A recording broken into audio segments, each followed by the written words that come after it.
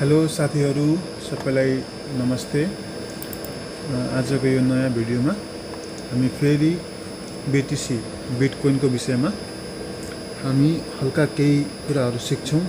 जस्तै लिक्विडिटी अनि मार्केटमा धेरै लिक्विडिटी कस्तो कस्तो ठाउँमा हुन्छ र इक्वल हाई भनेको कस्तो हुन्छ, त्यसपछि अनि लिक्विडिटी स्विप भनेको कस्तो हुन्छ भनेर हामी यो करेन्ट चार्टमा सिक्छौँ है। सो जस्तै अहिले मेरो यहाँ कुरा गर्दाखेरि मैले यो चाहिँ मेरो बिटकोइनको चार्ट हो है, BTCको चार्ट हो। सो हामीले जहिले पनि चार्ट हेर्दाखेरि पहिला हामीले ठुलो टाइम फ्रेम हेर्नुपर्छ है। सो जस्तै यो 1 मिनट छ, त्यसपछि 2 मिनट छ, 3 मिनट छ है। सो म चाहिँ मतलब स्क्याल्पीको लागि म 15 मिनटको चार्ट हेर्छु, 15 र 30 मिनटको चार्ट हेर्छु है त। ओके, सो म 30 मिनटको चार्ट हेर्छु। यो चाहिँ 30 मिनटको चार्ट हो होइन। 30 मिनटको चार्टमा चाहिँ यहाँ मेरो लिक्विडिटी कुन ठाउँमा छ त भन्दाखेरि करेन्टली मेरो लिक्विडिटी यो ठाउँमा छ, यो लाइनमा छ मेरो करेन्टली लिक्विडिटी है। यो एरियामा छ मेरो अहिले करेन्टली लिक्विडिटी। अब कसरी भन्नुहुन्छ भने जस्तै एक्जाम्पलमा देखाउँछु म तपाईँहरूलाई। यो मेरो एउटा अर्डर ब्लक छ होइन, यो रातो क्यान्डल। योभन्दा माथि हामीले यसो गर्दाखेरि हाम्रो FVG छ, तर हामीले के मान्ने भयौँ त अब अर्डर ब्लकलाई मान्ने भयौँ। यो अर्डर ब्लक हाम्रो के भयो त सपोर्ट लेभल भयो, सपोर्ट लेभल होइन। सो अब हाम्रो हाई कहाँ भयो त, हाम्रो हाई यो माथिको हाई भयो, यो माथिको हाई होइन। अब मान्छेहरूले के गर्छन् त, जस्तै यदि यहाँदेखि माथि गएको छ मार्केट, यहाँदेखि फेरि तल आएको छ, यो ठाउँमा मार्केटले रेस्पेक्ट गरेर माथि फेरि गएको छ होइन। फेरि तल आएर यसरी हल्का तल आएर यो FVGमा ट्याप भएर फेरि माथि गएर यहाँ के भएको रहेछ त, यहाँ लिक्विडिटी स्विप भएको रहेछ। ओके, अनि फेरि यहाँ लिक्विडिटी स्विप भएर यहाँ M प्याटर्न बनाएको रहेछ। अब यहाँ M प्याटर्न बनाएपछि मार्केटले के बनायो त, यहाँ देखाएको छ एउटा डिस्प्लेसमेन्टलाई भन्छ डिस्प्लेसमेन्ट है त। यो डिस्प्लेसमेन्टमा चाहिँ हामीले के बुझ्नुपर्छ भने जहिले पनि यदि यो डिस्प्लेसमेन्टमा कुनै अर्डर ब्लक या त कुनै एउटा भ्यालिड फेयर भ्यालु ग्याप छ भने FVG त्यहाँ हामीले ट्रेड गर्न सक्छौँ। अब कसरी म देखाउँछु। सो म यसलाई डिलिट गर्छु।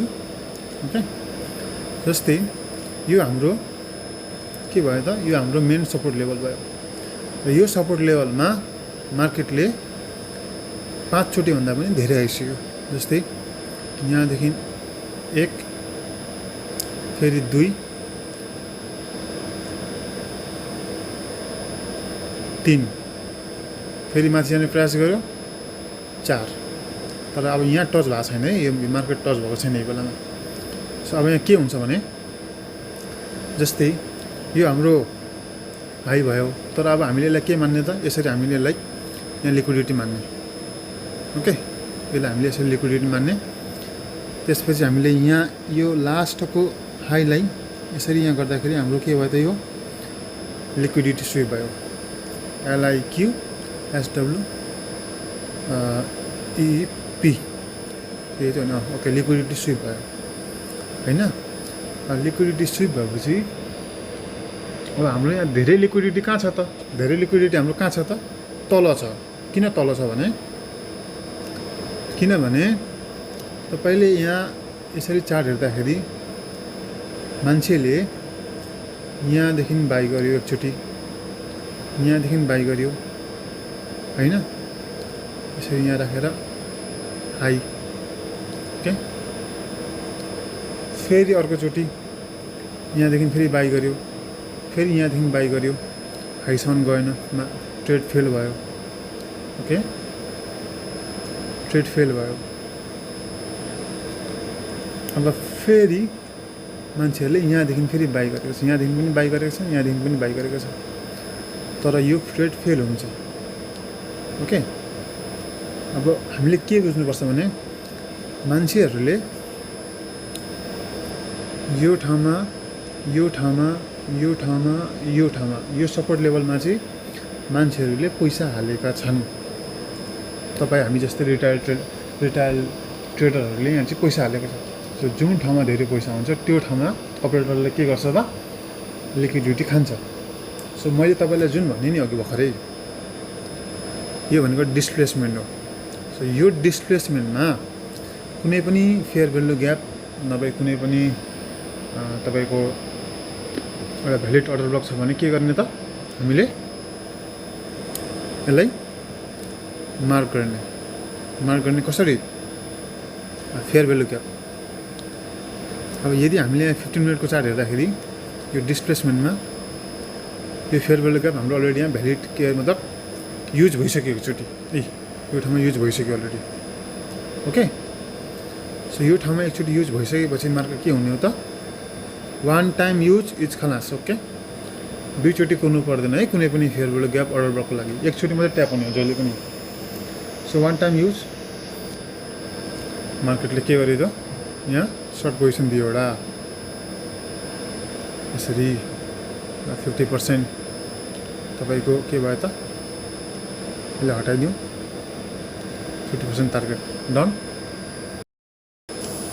सो साथीहरू यो चाहिँ अर्को भिडियो त्यही कन्टिन्यू गरेको मैले है त सो जस्तै अब यहाँ तपाईँको एउटा डिस्प्लेसमेन्ट आएर यहाँ यो ठाउँमा तपाईँको डिस्प्लेसमेन्ट आएर तपाईँले अब के बुझ्नु पऱ्यो त यो ठाउँमा मेरो डिस्प्लेसमेन्ट छ सो मैले अब यहाँदेखि एउटा ट्रेड सर्टको लागि प्लेस गर्ने ओके सो यहाँ क्यान्डल स्टिक हेर्ने अब यहाँ ठुलो टाइम फ्रेममा लिक्विडिटी त्यहाँ छ एफबिजी बनाएको छ भने अब लिक्विडिटी तपाईँको कहाँ छ त लिक्विडिटी तपाईँको यो छ लिक्विडिटी यो ठाउँमा है त यो जुन छ नि यो विकलाई चाहिँ यसले फुल गर्ने पर्यो सो यो ठाउँमा आएर के भएको छ त फुल भएको छ ओके यसलाई के मानिन्छ भने यहाँ इक्वल होइन बोस मान्नु पऱ्यो तपाईँले एक्चुअली चाहिँ यहाँ बोसको लागि टार्गेट राख्नु पऱ्यो ओके अब योभन्दा पनि हामीले अझै धेरै कन्फर्मेसन हेर्नुपर्छ क्या मार्केटमा जहिले पनि कस्तो भने जस्तै अब यो लिक्विडिटी स्विप भयो यहाँ माथि त्यसपछि एउटा यहाँ डिस्प्लेसमेन्ट आयो तर डिस्प्लेसमेन्ट आउनुभन्दा अगाडि यो ठाउँमा यहाँ के भएको छ भने MSS market structure shift okay MSS नभई और CHOH okay remember MSS okay so market structure shift यो हाम्रो के भयो त मार्केट स्ट्रक्चर शिफ्ट अब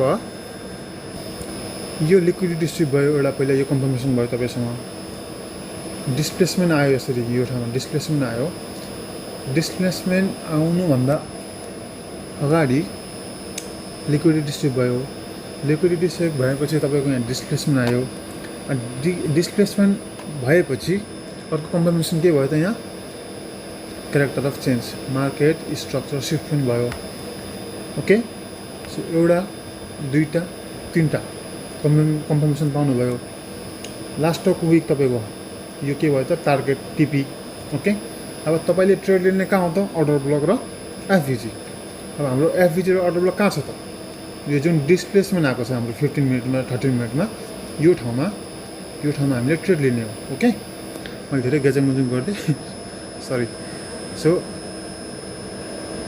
ओके यति नै हो अब जस्तै मेरो डिस्प्लेसमेन्टमा आयो यहाँ मेरो डिस्प्लेसमेन्ट आयो अब डिस्प्लेसमेन्ट आउनुभन्दा अब आएपछि हामीले ट्रेड लिने बेलामा के गर्ने भने के हेर्ने भने सर्ट टाइम फ्रेममा जाने, अझै त्योभन्दा अझै कम्तीमा जाने, त्यसपछि यहाँ हेर्ने।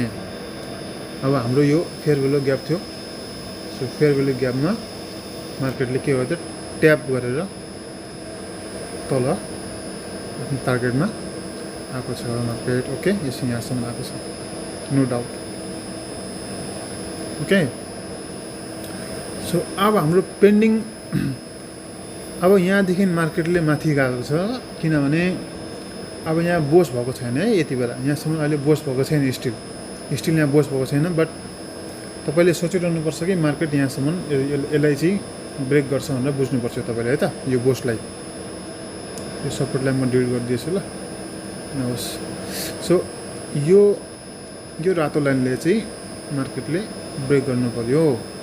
ओके, अब जस्तै अब अहिले यो बेलामा फेरि मान्छेहरूले के गरेछन् त भने, अब तपाईँ त सेलमा हुनुहुन्छ अलरेडी होइन, तर अब तपाईँ जस्तै अरू मान्छेहरूले यहाँदेखि बाइङ पनि गरेको छ, यहाँदेखि बाइङ गरेको छ। कहाँसम्म त, माथिको हाईसम्म, यो हाईसम्म।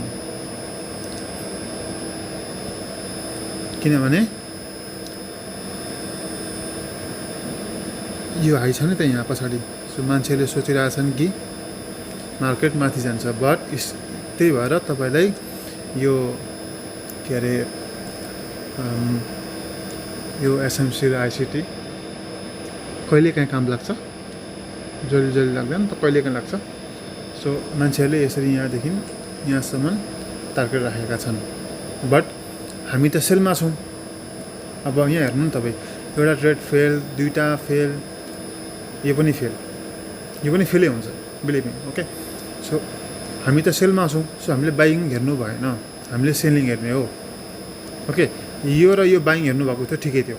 तर जब यहाँ liquidity sweep, market structure set भएर डिस्प्लेसमेन्ट आइसकेपछि अब हामीले के हेर्ने हो त, सेलिङको हेर्ने हो, सर्ट सेलिङ होइन। सो बाइङ हामीले बिर्सिनु पर्यो। अब बाइङ बिर्सिएपछि अब हाम्रो भ्यालिड अर्डर ब्लक र भ्यालिड फेयर भ्यालु ग्याप कहाँ छ त भन्दाखेरि, अब यो 30 मिनटको टाइम हेर्दाखेरि यहाँ 30 मिनटमा तपाईँको अलरेडी यहाँ फेयर भ्यालु ग्यापमा टच भइसक्यो होइन, यसमा टच भइसक्यो। सो यसलाई तपाईँले बिर्सिनु पर्यो अब। ओके, यसलाई तपाईँले बिर्सिनु पर्यो।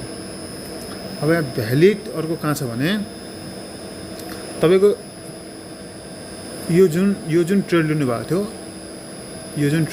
थियो, तपाईँले कन्टिन्यू पनि राख्दा हुन्छ। ओके, नभए तपाईँले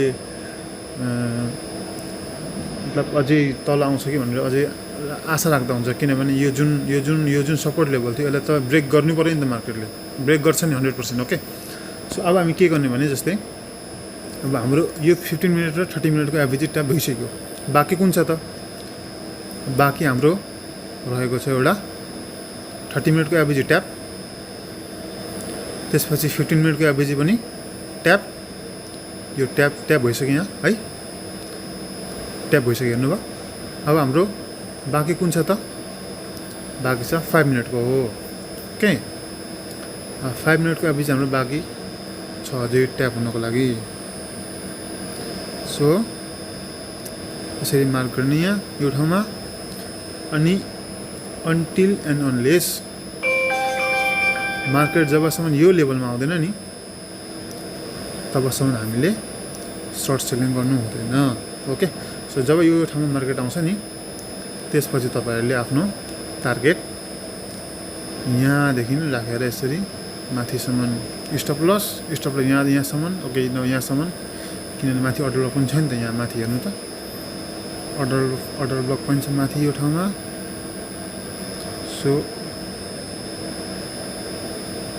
यो ठाउँमा तपाईँको अर्डर ब्लक छ, तपाईँले ठ्याक्कै यसरी राख्ने यहाँ। अनि तपाईँको टार्गेट कहाँ राख्ने त, यसलाई त ब्रेक हुन्छ नि त, यो लेभललाई ब्रेक गर्नु पऱ्यो क्या मार्केटले। सो यो हाम्रो कालो लाइन